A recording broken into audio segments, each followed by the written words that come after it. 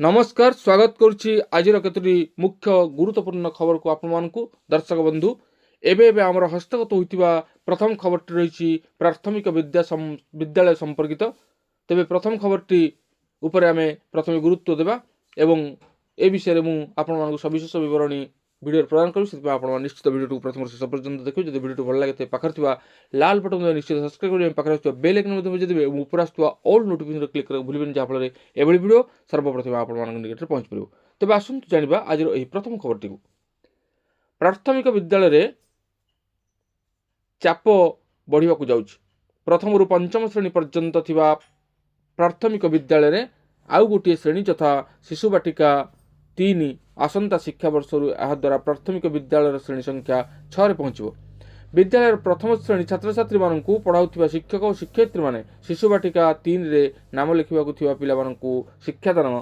करेंगे तेबे क्लासरूम रे पिला मानकर जत्न नेबे सेमानकर पाठपढ़ा सह खेलकूद नाच गीत अन्य कार्यकलाप देखिए जातीय शिक्षा नीति 2020 लागू नहीं राज्य सरकार निष्पत्ति पर ओडिशा रे शिक्षा व्यवस्था एभली परिवर्तन होगाक जाउछि।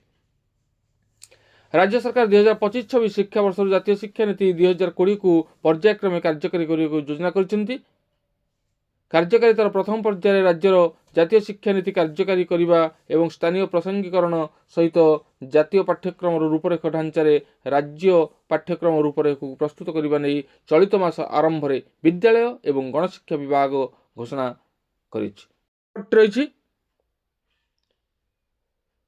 माघ मासरे बाघ परिस्थित होगा बदल में टाण खरा सांग को गुळुगुळी हंतसंत करुच्ची दीर्घ 52 वर्ष पर कोरापुट रे चलित वर्ष जानुआरी दिन तापमात्रा रेकर्ड भांगी मात्र 2 दिन व्यवधान में राज्य में तापमात्रा 4 ରୁ 5 डिग्री वृद्धि देखा मिली आसंता 5 दिन पर्यंत मध्य राज्य में तापमात्रा रे परिवर्तन संभावना कम रही 5 दिन पर पारद तलमुहा हेले भी सेतेटा शीत अनुभूत होना ऋतु परिवर्तन समय तापमात्रा रे परिवर्तन होता है किंतु चलित थर यही प्रक्रिया शीघ्र देखा मिली ओडिशा और आंध्र उपकूल एक गुरुचाप सक्रिय रही महाराष्ट्र तेलंगाना उत्तर कर्णाटक दिगरु ताती पवन राज्य भितर को प्रवाह सहायक हो कारण अस्वाभाविक भाव बढ़ी तापमात्रा पूर्वर उत्तर पश्चिम दिगरु ठंडा शुष्क वायु प्रवाहित होता किंतु एवं दक्षिण पश्चिम दिगरु गरम वायु उभय दिन और राति समय राज्य भितर को प्रवाहित होउछि वायुमंडल जलीय बाष्प 20% कम रहुछि जो कारण सूर्य किरण सीधा भूपृष्ठ को पड़ुछि अक्टोबर रु आज पर्यंत वर्षा नथिबारु माटी सुखिला रही दिन तापमात्रा बढ़ुवा बेले सकाळु सकाळु किंतु घन कुहुड़ी देखा मिलूँ आसंता 24 घंटे घन कुहुड़ी नहीं 18 जिला को येलो वार्निंग जारी कर 26 तारीख में 11 जिला को येलो वार्निंग 27 तारीख में 7 जिला को घन कुहुड़ी नहीं सतर्कता कराई केन्द्र दिन बेले बढ़ुवा तापमात्रा कारण संध्या समय समुद्र आड़ू पवन राज्य भितर को बहुची जहाँ सकाळ समय घन कुहुड़ी कराउछि। परवर्ती खबर रही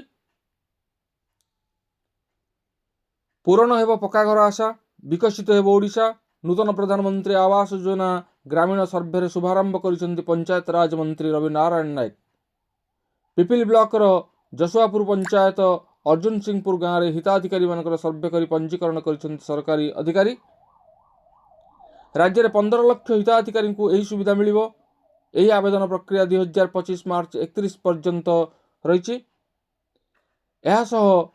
मनरेगा कर्मनिजुक्ति स्वच्छ भारत योजना शौचालय और उज्ज्वला योजना रंधन गैस भी प्रदान करा नुआ सरकार रे जेभली आवास योजना पाई मानदंड रे कोहल और पंजीकरण रे सुव्यवस्था रही ताहा हिताधिकारी मानक मुहरे हस फुटाई वर्ष वर्ष धरी आमे सरकारी ऑफिस दौड़ दौड़ थाउ निराश्रय होई शेषे आशा हराइथिलु हेले आज पुणी आसी नुआ सकाळ बदली सरकार आउ नुआ सरकार मंत्री आम दुआरे बसी कहीं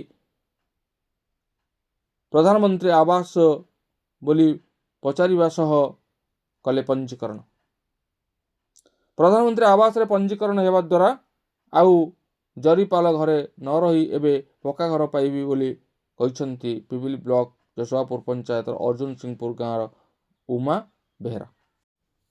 परवर्ती खबर रही ସାହାରା ନିବେଶକାରୀମାନଙ୍କ ପାଇଁ ଏକ ଖୁସି ଖବର ଆସିଲା।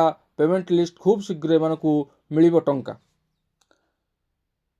କେହି କେହି ବ୍ୟାଙ୍କ ଖାତାରେ ଟଙ୍କା ରଖିଛନ୍ତି ତ ଆଉ କେହି କେହି LICରେ ଟଙ୍କା ରଖିଛନ୍ତି, କିନ୍ତୁ ଏହା ପୂର୍ବରୁ ଅନେକ ଲୋକ ସାହାରା ଇଣ୍ଡିଆ ନାମକ କମ୍ପାନୀରେ ଟଙ୍କା ନିବେଶ କରିଥିଲେ।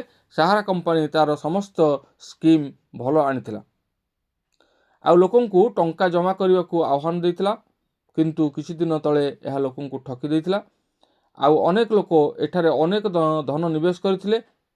ଏବେ ଖବର ଆସିଛି କି ଏହି ସାହାରା ଇଣ୍ଡିଆ କମ୍ପାନୀରେ ଯେଉଁମାନେ ଟଙ୍କା ନିବେଶ କରିଛନ୍ତି ତାଙ୍କୁ ତାଙ୍କର ଟଙ୍କା ରିଫଣ୍ଡ ମିଳୁଛି। ଆଉ ଏବେ ଏହାକୁ ନେଇ ଆସିଛି କିଛି ଖବର ଯାହା ଆପଣମାନେ ଏବେ ଜାଣିପାରିବେ।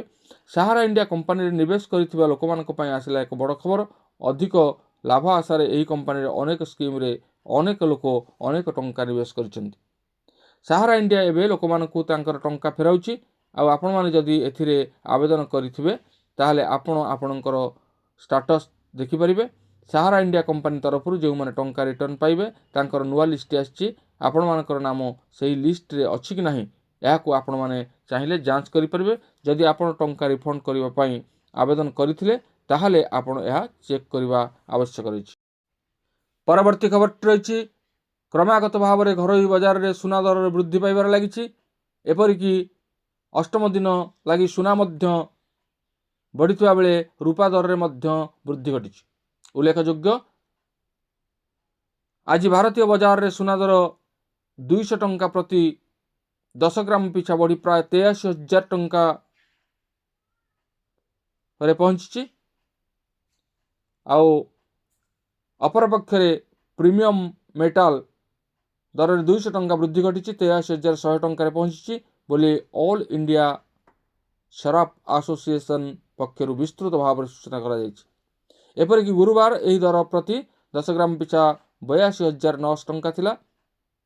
ସେହିଭଳି ବଜାରରେ ୟେଲୋ ମେଟାଲ 99.5% ଦରରେ 200 ଟଙ୍କା ବଢ଼ି 82.700 ଟଙ୍କାରେ ପହଞ୍ଚିଛି।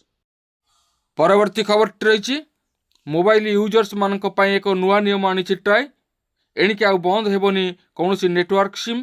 ସବୁ ନେଟୱାର୍କ ସିମ୍ର ସେବା ବୈଧତା ନିୟମରେ ବଡ଼ ପରିବର୍ତ୍ତନ ଆଣିବାକୁ ଚିନ୍ତା କରୁଛି ଭାରତୀୟ ଦୂରସଞ୍ଚାର ନିୟାମକ ପ୍ରାଧିକରଣ। ଏଥିରେ ବିନା କୌଣସି ଡାଟା ରିଚାର୍ଜରେ ବି ଆକ୍ଟିଭ ରହିବ ସବୁ ସିମ୍। ଏହି ନିୟମ ଦ୍ୱାରା ଯେଉଁମାନେ ଏକାଧିକ ମୋବାଇଲ ବା ସିମ୍ ବ୍ୟବହାର କରୁଛନ୍ତି ସେମାନଙ୍କର ରିଚାର୍ଜ ଖର୍ଚ୍ଚ କମିବ। ଏକାଧିକ ସିମ୍ ବ୍ୟବହାର କରୁଥିବା ୟୁଜର୍ସ ବେଳେବେଳେ ରିଚାର୍ଜ କରିବାକୁ ଭୁଲି ଯାଆନ୍ତି। ଏଭଳି କ୍ଷେତ୍ରରେ ଜିଓ, ଏୟାରଟେଲ, ଭୋଡାଫୋନ୍ ଓ BSNL ଭଳି ସିମ୍ ଅନେକ ସମୟରେ ଡିଆକ୍ଟିଭ ହୋଇଯାଇଥାଏ। ହେଲେ ଟ୍ରାଏର ନୂଆ ନିୟମ ମୁତାବକ ଆଉ ୟୁଜର୍ସଙ୍କ ଡାଟା ରିଚାର୍ଜ କରିବାକୁ ପଡ଼ିବନି। ସିମ୍ ଆକ୍ଟିଭ ରଖିବାକୁ ନିୟମରେ ପରିବର୍ତ୍ତନ ପରେ ୟୁଜର୍ସଙ୍କୁ ମିଳିବ କିଛି ସୁବିଧା। କାରଣ ନୂଆ ନିୟମ ମୁତାବକ ମାତ୍ର 20 ଟଙ୍କା ରିଚାର୍ଜ କଲେ ଜଣେ ୟୁଜର୍ସଙ୍କର ସିମ୍ 4 ମାସ ପର୍ଯ୍ୟନ୍ତ ଆକ୍ଟିଭ ରହିବ। ତେବେ ଅଲଗା ଅଲଗା ନେଟୱାର୍କ ପାଇଁ ସ୍ୱତନ୍ତ୍ର ରିଚାର୍ଜ ଅବଧି ଓ ରେଟ୍ ରହିବ। ନୋଟିଫିକେସନ ଅନୁଯାୟୀ ୟୁଜର୍ସ ନିଜର ସିମ୍ ରିଚାର୍ଜ କରିବେ। ଏୟାରଟେଲ ସିମ୍ ବିନା କୌଣସି ରିଚାର୍ଜରେ 90 ଦିନ ପର୍ଯ୍ୟନ୍ତ ଆକ୍ଟିଭ ରହିବ। ଏହି ଅବଧି ପରେ ବି 15 ଦିନ ପର୍ଯ୍ୟନ୍ତ ଆକ୍ଟିଭ ରହିବ ସିମ୍। ଏହାପରେ ରିଚାର୍ଜ ନ କଲେ ସିମ୍ ବନ୍ଦ ହେବା ସହ ନମ୍ବର ଅନ୍ୟ ୟୁଜର୍ସଙ୍କୁ ମିଳିଯିବ। ତେବେ ଏ ଥିଲା ଆଜିର କେତୋଟି ମୁଖ୍ୟ ଗୁରୁତ୍ୱପୂର୍ଣ୍ଣ ଖବର। ଆଜି ପାଇଁ ଏତିକି, ପୁଣି ଦେଖା ହେବା ଆଗାମୀ ଭିଡ଼ିଓରେ। ରହୁଛି, ଧନ୍ୟବାଦ, ନମସ୍କାର।